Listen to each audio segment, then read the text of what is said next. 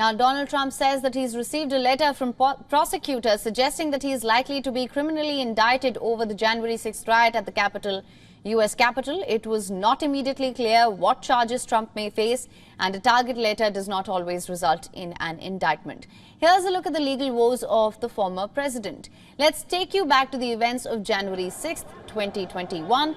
Just before the Capitol attack, Trump delivered a fiery speech urging the crowd to fight like hell. Now, Special Counsel Jack Smith's inquiry follows a 16-month investigation by the U.S. House of Representatives Committee. The panel recommended 4 separate charges for Trump and associates in its final report. Now, Charge 1, insurrection. The panel argued that Trump encouraged his supporters to come to Washington, cause havoc, and as the riot was going on, he failed to take appropriate action to end disorder.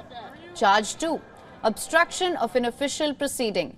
Panel members believe Trump repeatedly attempted to stop or undermine Congress's certification here of the election in the weeks leading up to the riots.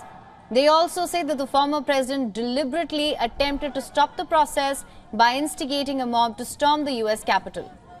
Charge 3, conspiracy to defraud the United States. As per the committee, Trump worked with others to impede the function of the U.S. government and mislead the public about the results of the 2020 election. And then Charge 4, conspiracy to make a false statement. The committee claimed that Trump and his backers planned to submit a slate of false electors in key swing states. Trump also faces a number of other criminal cases that can lead to his arrest. The classified documents case, the Stormy Daniels hush money case, the Georgia election meddling case, just being some of them.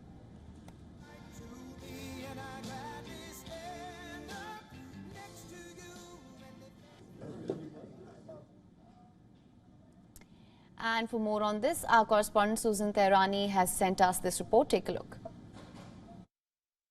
Usually letters like these are a precursor for an indictment, at least that's how criminal defense attorneys view it. However, Jack Smith is not a regular attorney. He's a special counsel appointed by the government, and he may choose not to indict. But let's assume that he is leaning towards an indictment. Then the question is, an indictment for what?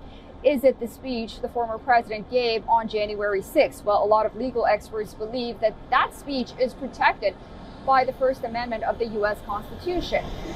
He could be looking to indict based on the challenge of certification inside of Congress and whether or not Donald Trump knew that he had no legal basis. However, that is problematic as well, considering the fact that there were attorneys that told him that he did have a legal basis. So criminalizing something like that will be problematic as well. So the question is, does Jack Smith really have more evidence and something new that the January 6th committee didn't have?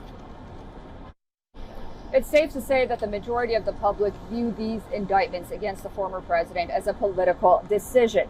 And to many people, it appears that the DOJ will just continue with these indictments until the polls are open in 2024. And finally, a decision is made against the former president. Special counsel Jack Smith has a big task of trying to change that perception and offering something to the public where people will say, oh, okay, so this is a very important case. There are legal bases against the former president, and this is just not a political ploy by his opponents. In any other case, Donald Trump will continue to exceed in polls, at least among his supporters. WION is now available in your country. Download the app now. Get all the news on the move.